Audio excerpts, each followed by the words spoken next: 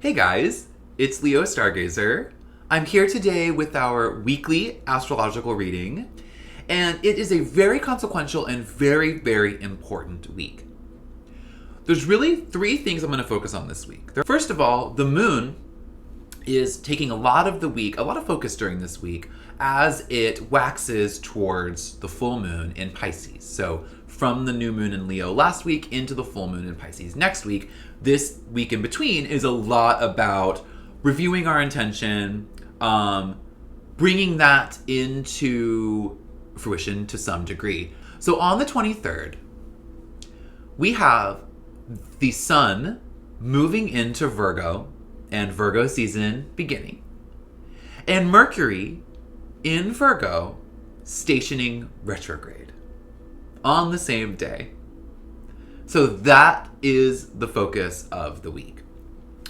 If you've been following along, you know that we've been preparing for this for a while. Mercury's been in its pre-retrograde shadow since August 3rd, but this week Virgo takes center stage.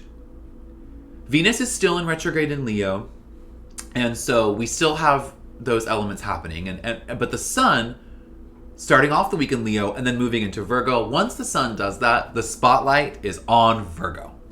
And Mercury says, let me hang out a little bit longer and let's review what Mercury has meant in Virgo for us. So the review process of details, the review process of practicality, being technical, being focused. If you thrive in that, this is a beautiful time to embrace that as much as you can. But again, just to go back to the moon as well, the moon is kind of a constant reminder since that new moon was in Leo. The moon is a constant reminder of that new moon intention in Leo this week too. So that's more of the immediate focus of the week. The beginning of Virgo season and the beginning of Mercury retrograde definitely pulls focus, at least for now, but that's a much longer journey. That's why it's important to focus on the lunar cycle. Sometimes it really helps us understand the different phases of the journey. And this week's no exception. So with all of that in mind, I chose a very specific tarot reading to do for this week. This week, the major arcana reading that I chose was the Emperor. I chose the Emperor because things may start getting a little chaotic, a little disordered with Mercury stationing retrograde. And because we need to be focused on details, focused on stuff that chaos and disorder really get in the way of. So let's get started on our tarot reading and hope that this can bring us some structure amidst the chaos. While I shuffle, though, I'm thinking about my intention. And my intention for this reading is detail in review. A very similar theme, but no less important today.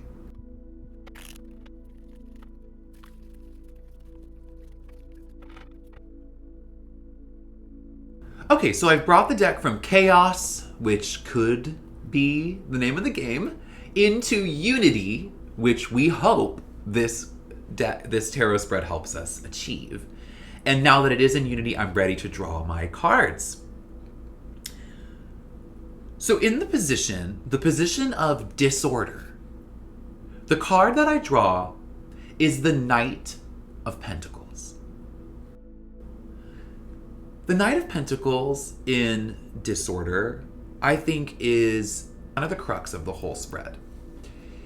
What I'm seeing with the Knight of Pentacles is that what is disordered, what we want clarity on, what we need structure in and boundaries around, is our ability to combine practicality with a connection to the ebb and flow of life. The combination of that creates the whole person.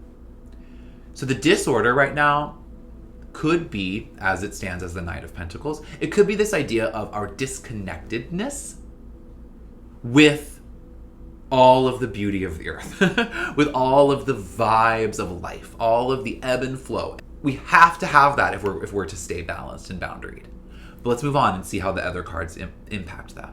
So in the next position, the position of my domain, so where we actually have control already, the card that we draw is the Eight of Cups reversed.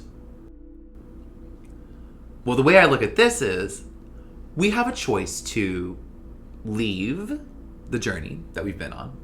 Or, with this card, I think, we're being called to stay where we are, not rush forward. Remember, the Knight of Pentacles is very rooted. Just dive deeper into the Cups energy. I think with the Eight of Cups reversed, we're not ready to leave. We can keep on this journey and not rush ahead or away from it. And I think that's what I'm seeing with the Eight of Cups reversed in the My Domain. Because in the next position of outside domain, the card that I draw is the Six of Pentacles. What the Six of Pentacles in outside domain shows me, so outside domain, as far as I interpret it, is what is out of our control, what we want to allow in, but in a boundaried way. We can't control what gifts are offered to us. We can't control who offers them and what they are.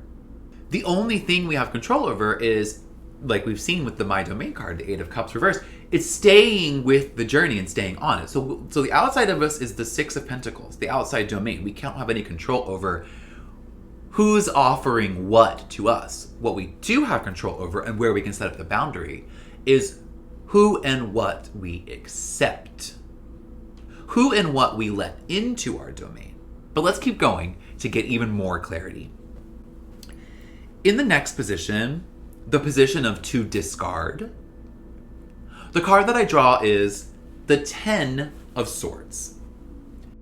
What we need to let go of, what we need to release, is the Ten of Swords. And the way I see the Ten of Swords here is that we are being called to discard, to let go of self-sabotage, self-inflicted wounds. Remove pain, especially self-inflicted pain, from ourselves. Meaning, don't overburden or be too hard on yourselves on this process. That's going to be self-sabotaging. You've learned a lot on the journey so far, and Mercury retrograde's not going to get in the way of that. It's only going to enhance your review process, which will make you stronger. So any kind of self-inflicted wounds you've had in this process, any kind of trauma you're holding on to, discard it entirely is what this card is saying in this position. Let that go. It has no place in here whatsoever. Let's keep going. So the next card is in the position of to maintain. So the last position was to discard. This is to maintain. And the card that I draw here is the Page of Wands. The Page of Wands is saying embrace passion. Embrace where you were at the beginning. We want it to be, the moon is reminding us of that Leo new moon this whole week. Remind us of the fire and the passion. That's what has to be maintained. Reminding ourselves of the passion we had when we were first starting this journey of review. We are well over, I would say, halfway there, like we're on this journey, we're at the path. But remind us of that page when you first started learning these things about yourself, how passionate and fun that was. That's what we need to maintain here. And the Page of Wands is saying exploration brings freedom. This journey is about self-liberation. All right, let's move on to our final position. In the position of to protect, I draw the Queen of Cups reversed. The Queen of Cups reversed and to protect complicates it a little bit. The way that I'm viewing it is that we need to protect our connection to passion. Our connection to that creative flow needs our protection above all. Her ability to combine creativity, everything we're trying to unite here. Remember, going back to the Knight of Pentacles, what we need to bring him is the Queen of Cups. We need to protect everything she is so that we can imbue that with the Page's fire, freeing ourselves of the negative elements of the swords, letting in resources that are appropriate, continuing the process of this journey and not running away from it. Embracing the energy that the cups bring. Embracing the connected journey to passion, to emotion. And we need to combine all of that with a steadfast, pragmatic, detailed, authoritative approach. That's how we can be complete. That's how we can be in tune with everything around us. That's how this process of review that has not been easy, that has been and will be a challenge, that's how we can make that all worth it. So in this process of detail in review, we're reminded with this spread, and for this week, that on the journey, we need to stay steadfast and pragmatic, focus on details, but combine that with beauty, passion, love, and connectedness.